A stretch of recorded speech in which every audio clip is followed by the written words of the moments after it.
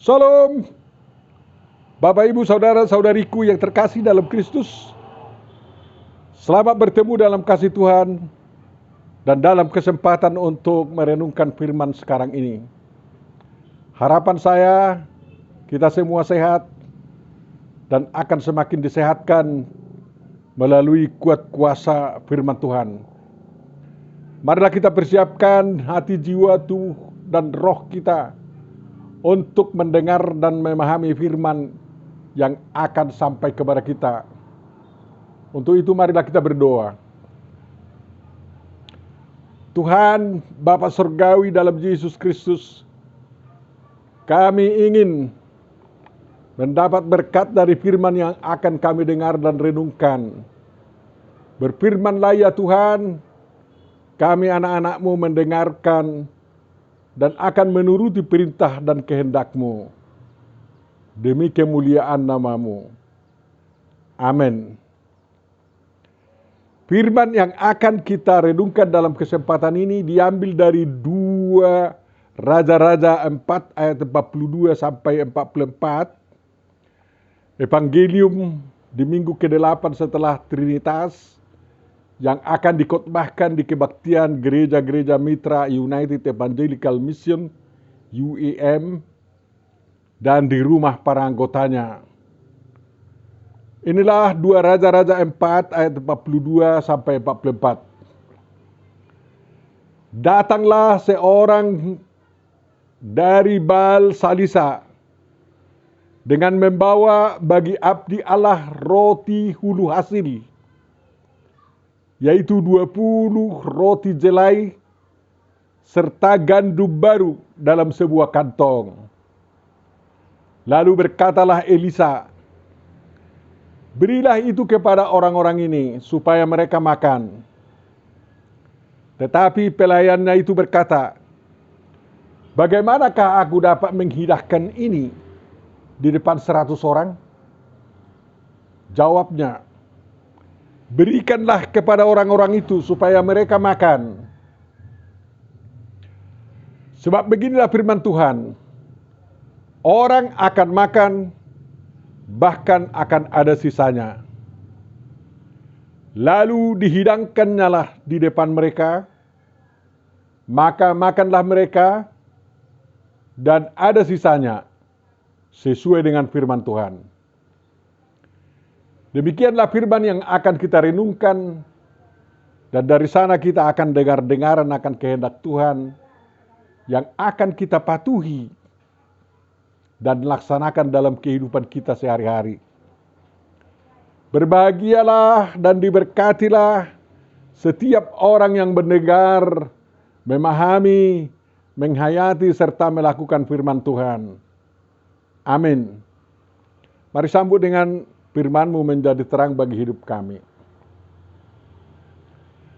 Bapak, Ibu, saudara-saudariku yang terkasih, mari kita simak pesan-pesan dari firman ini. Dan dari sana kita akan dapat mengetahui kehendak Tuhan untuk kita lakukan dalam hidup kita sehari-hari. Yang pertama, mudah dibayangkan bagaimana dan mengapa orang banyak berkerumun mengelilingi seorang nabi, terlebih nabi seperti Nabi Elisa, murid dan penerus pekerjaan Nabi Elia yang sangat terkenal di kalangan umat pemuja Jehovah Elohim waktu itu.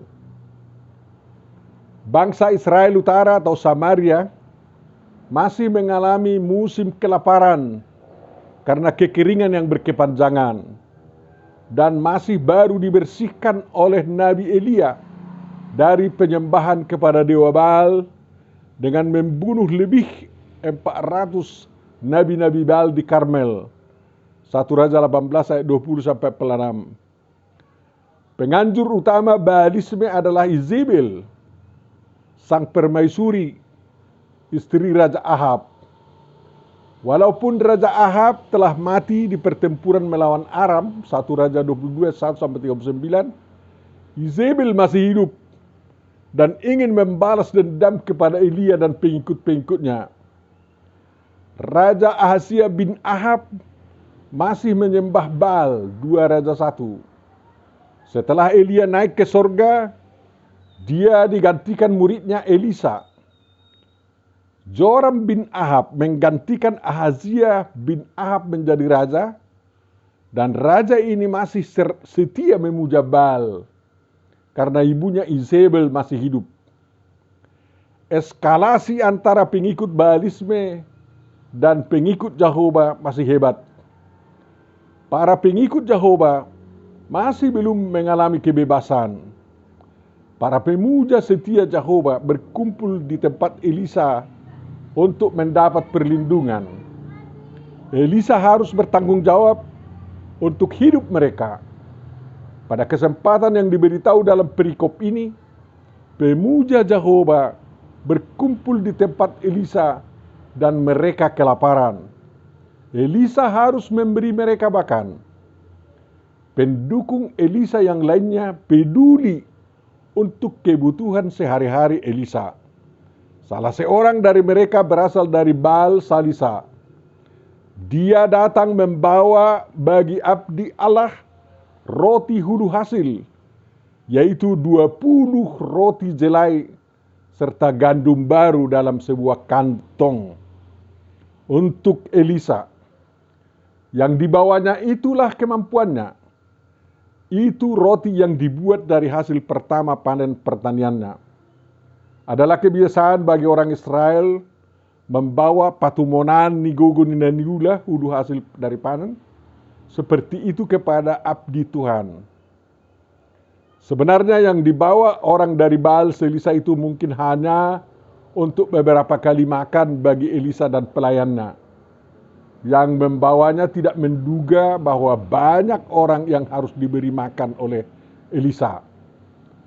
Satu kantong makanan itu pasti tidak cukup untuk 100 orang yang berkumpul di tempat tinggal Elisa. Tetapi Elisa memerintahkan pelayannya untuk membagikan makanan itu kepada 100 orang yang hadir dan lapar di sana. Komentar pelayannya itu logis.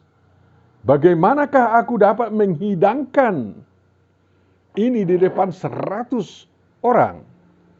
Tetapi Elisa tidak undur dari perintahnya. Bahkan menegaskan bahwa makanan yang sedikit itu akan membuat semuanya kenyang. Bahkan masih ada yang sisa. Berikanlah kepada orang-orang itu supaya mereka makan. Sebab beginilah firman Tuhan. Orang akan makan bahkan akan ada sisanya. Dalam perintah kedua ini, Elisa mengandalkan campur tangan Tuhan. Mungkin 20 roti jelai dan gandum yang sedikit itu dapat dibagi 100. Masing-masing mendapat 1/5 jelai dan setengah genggam gandum. Tetapi bagi seorang manusia yang lapar itu tidak membuat kenyang. Dengan mengandalkan campur tangan Tuhan atau berkat Tuhan, justru 100 orang itu lebih dari kenyang. Sebab roti jelai dan gandumnya masih ada yang sisa. Artinya, masih ada yang akan dapat digunakan untuk makan berikutnya. Bagaimana itu bisa terjadi? Semua dapat berkata, mujizat itu nyata. Tetapi selain itu, mungkinkah Bapak Ibu, saudara-saudari yang terkasih dapat membayangkan ini?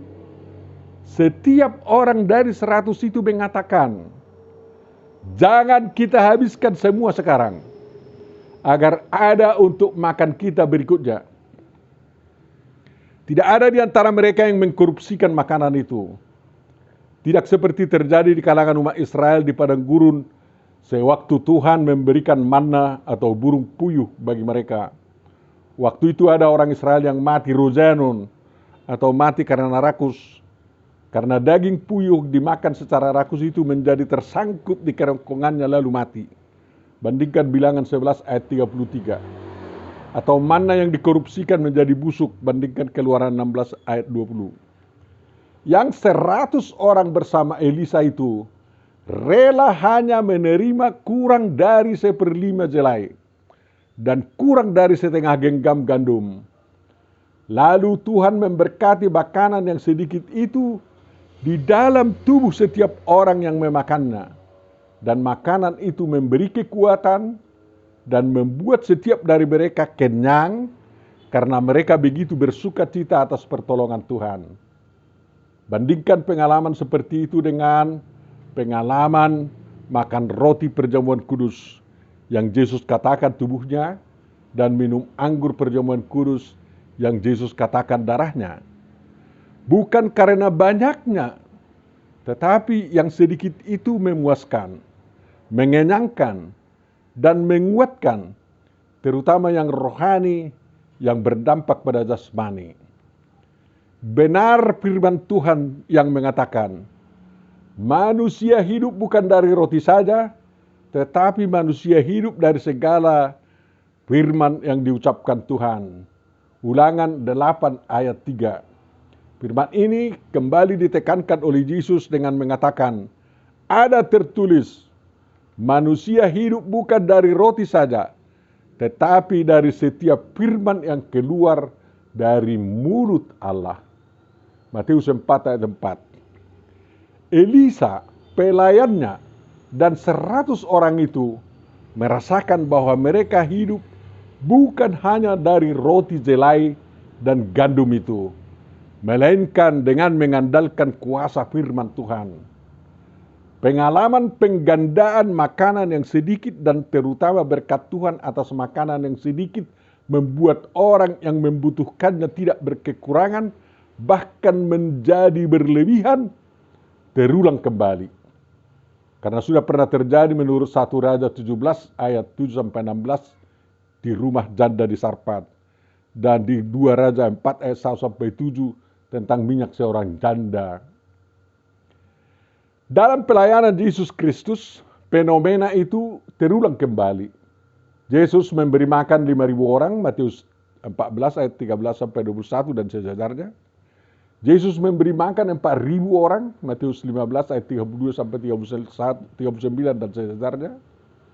Semua fenomena ini bertujuan untuk meyakinkan manusia bahwa Tuhan dari dulu sampai sekarang masih terandalkan untuk melipat gandakan, terutama mencukupkan, bahkan membuat berlebihan apa yang dibutuhkan manusia. Tuhan itu memang Jehovah Jireh, atau Tuhan yang menyediakan atau mencukupkan, atau El Roi, Allah yang memperhatikan kebutuhan umatnya. Itu harus kita yakini Bapak Ibu Saudara dalam kehidupan kita, baik di zaman sekarang. Yang kedua, Tuhan bekerja dengan melibatkan partisipasi orang yang bersangkutan. Tindakan-tindakan Tuhan yang melipat gandakan, mencukupkan, dan membuat berlebihan itu selalu melibatkan yang bersangkut paut dengan itu, termasuk partisipasi manusia.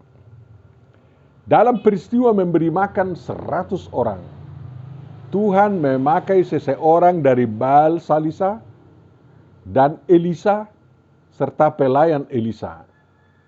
Dalam peristiwa Elia di Sarfat, Tuhan menggunakan seorang janda di sana. Dalam peristiwa Yesus memberi makan 5.000 orang, Tuhan menggunakan muridnya dengan 5 roti dan 2 ikan yang dibawa kepadanya untuk diberkati. Dalam peristiwa Yesus memberi makan 4.000 orang, Tuhan menggunakan murid-muridnya dan 7 roti serta sedikit ikan-ikan kecil yang dibawa kepadanya untuk diberkati. Semua yang terlibat itu menuruti apa yang diinginkan Tuhan. Itu harus digarisbawahi. Semua yang terlibat itu menuruti apa yang diinginkan oleh Tuhan. Sekarang coba kita renungkan ini. Tuhan menciptakan tumbuh-tumbuhan, hewan-hewan yang hidup di darat, di air dan di udara, dan manusia. Kepada setiap ciptaan ini, Tuhan memberikan kuasa dan kemampuan untuk memultiplikasi diri atau berkembang biak sampai dunia penuh dan berlebihan jumlahnya. Tidak beda kejadiannya dengan amuba, bakteri, virus, dan benda-benda lainnya yang tidak bisa dilihat dengan kasat mata, yang menguntungkan manusia maupun yang merugikan manusia. Mereka juga diberi kuasa dan kemampuan memperbanyak diri mereka sendiri. Peranan manusia sebagai mewakili otoritas Tuhan adalah mengendalikan segala sesuatunya itu agar tidak merusak satu sama lain dan tidak merusak kehidupan manusia, dan agar semuanya itu menjadi berkat bagi ciptaan-ciptaan lainnya yang ada. Itulah gunanya Tuhan memberi berkat dan mengatakan kepada manusia, kuasailah. Kepada manusia diberi kuasa dan kemampuan bukan hanya memultiplikasi jumlah manusia atau beranak cucu, melainkan juga memperbanyak segala macam ilmu dan teknologi. Sewaktu Adam dan Hawa menyemat daun pohon ara untuk membuat cawat mereka, Kejadian 3, Tuhan membuat pakaian dari kulit binatang untuk Adam dan istrinya dan mengenakannya kepada mereka. Kejadian 3:21. Artinya Tuhan menginginkan agar ilmu manusia itu semakin tinggi dan teknologi yang dikuasai manusia itu harus berkembang dan semakin canggih. Di zaman berikut keturunan manusia berdosa itu meningkatkan ilmu dan teknologinya di bidang perkemahan dan peternakan, Kejadian 4 ayat 20, di bidang ilmu dan teknologi untuk main kecapi dan seruling, Kejadian 4:21, di bidang ilmu dan teknologi di bidang pengolahan tembaga dan besi, Kejadian 4:22. Kemudian Tuhan memberi keahlian dan pengertian untuk mengerjakan berbagai benda yang terbuat dari emas, perak, tembaga, mengasah batu permata, mengukir kayu. Bandingkan Keluaran 31 ayat 1-11 melalui Uri bin Hur suku Yehuda dan Aholiab bin Ahisamak suku Dan. Itu pengolahan besi dan tembaga di zaman Tubal Kain, dikembangkan di zaman Musa. Ilmu dan teknologi komunikasi yang ada sekarang ini pun adalah hasil pengembangan dari ilmu-ilmu dan teknologi yang sudah ditemukan manusia sebelumnya. Pengembangan alat-alat komunikasi itu semakin canggih dan akan semakin canggih dan akan semakin banyak. Itu semua terjadi karena ada manusia yang rela membawa hulu hasil temuannya kepada abdi Tuhan yang namanya menurut penemu tersebut untuk digunakan demi kemaslahatan umat manusia. Untuk semua proses itu harus ada yang bersedia membawa hulu hasil karyanya. Kemudian ada yang memberkatinya, membuatnya siap untuk dimultiplikasi, dan kemudian menyebarkannya untuk digunakan umat manusia. Dapat dikatakan bahwa tidak ada ilmu dan teknologi yang berkembang dan lebih maju atau temuan baru yang tidak didasarkan pada temuan-temuan yang sudah ada. Semua proses itu harus dipahami sebagai kehendak Tuhan. Di balik semua proses yang disediakan dan dilakukan manusia itu, ada berkat Tuhan, diakui atau tidak diakui manusia modern sekarang.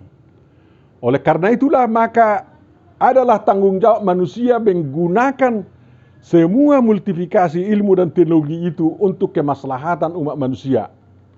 Tujuan semuanya itu harus agar semuanya amat baik.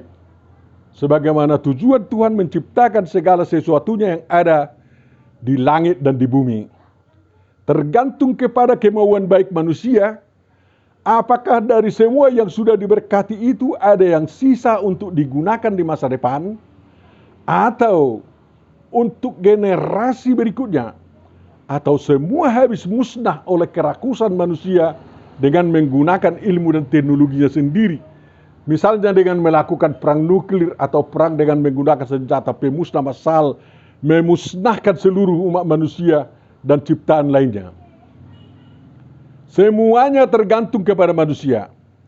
Perintah siapa yang dipatuhi oleh manusia? Perintah abdi Tuhan atau perintah iblis? Yang terindah adalah Semuanya harus diarahkan untuk kebaikan seluruh umat manusia. Yang ketiga, Bapak Ibu, peduli akan kehidupan abdi Tuhan agar abdi Tuhan bisa peduli pada orang lain. Tuhan kita itu Jehovah Jireh, Tuhan yang menyediakan, atau El Roi, Allah yang melihat kebutuhan umatnya. Tuhan bisa mempedulikan kehidupan abdinya dengan cara-cara di luar nalar manusia. Misalnya, Tuhan mempedulikan hidup Elia dengan menyuruh burung gagak mengantar roti dan daging untuk Elia setiap pagi dan petang di tepi sungai Kerit. Tetapi yang terbaik adalah apabila ada pengikut atau pemuja Jehovah Yesus Kristus Roh Kudus rela membawa hulu hasil pekerjaannya ke hadapan abdi Tuhan atau abdi Allah. Tidak ada ketentuan seberapa banyak yang harus diberikan kepada abdi Tuhan demi menopang pelayanan abdi Tuhan tersebut. Apa yang diberikan umat Tuhan kepada abdi Tuhan itu sebenarnya pada dasarnya adalah untuk pemeliharaan hidup umat Tuhan, terutama pemeliharaan hidup rohani yang tidak lepas juga dari kebutuhan jasmani umat sehari-hari. Tuhan mencukupkan pemberian umat itu melalui berkat-berkatnya dengan berbagai cara. Dengan kerjasama umat dan abdi Tuhan mengatasi kesulitan-kesulitan hidup, di masa susah dan di masa senang, kerajaan Kristus akan semakin dibesarkan dan dikuatkan, dan pengikut Yesus Kristus akan semakin bertambah-tambah. Baalisme modern akan semakin dikalahkan. Tuhan Yesus memberkati umatnya yang seperjuangan dengan abdinya yang setia. Amin. Mari sambut dengan firman-Mu, berkatilah. Mari kita berdoa. Tuhan Bapa Surgawi dalam Yesus Kristus, terima kasih atas renungan tentang firman-Mu yang sampai kepada kami pada hari ini. Engkau mengajak kami agar kami mau saling peduli. Kami mau mempedulikan kebutuhan abdi-Mu, agar abdi-Mu dapat melayani umat-Mu secara rohani dan jasmani juga. Tuhan, seberapapun yang kami sediakan dalam hidup kami dan juga untuk kehidupan abdi-Mu, berkatilah semua itu agar cukup bahkan berlebihan Tuhan untuk digunakan demi kemaslahatan umat manusia. Kiranya sejahterakanlah umat manusia yang sekarang, dan apa yang dihasilkan manusia sekarang dapat juga dinikmati oleh manusia di masa depan.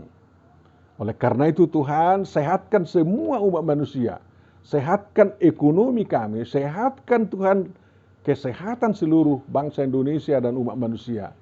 Sehatkan semua pergaulan dan sehatkan semua agama-agama yang ada agar dapat melayani umat-Mu demi kemaslahatan umat-Mu dan juga demi kemuliaan nama-Mu.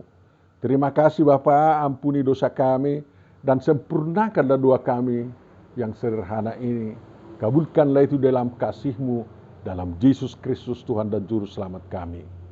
Amin.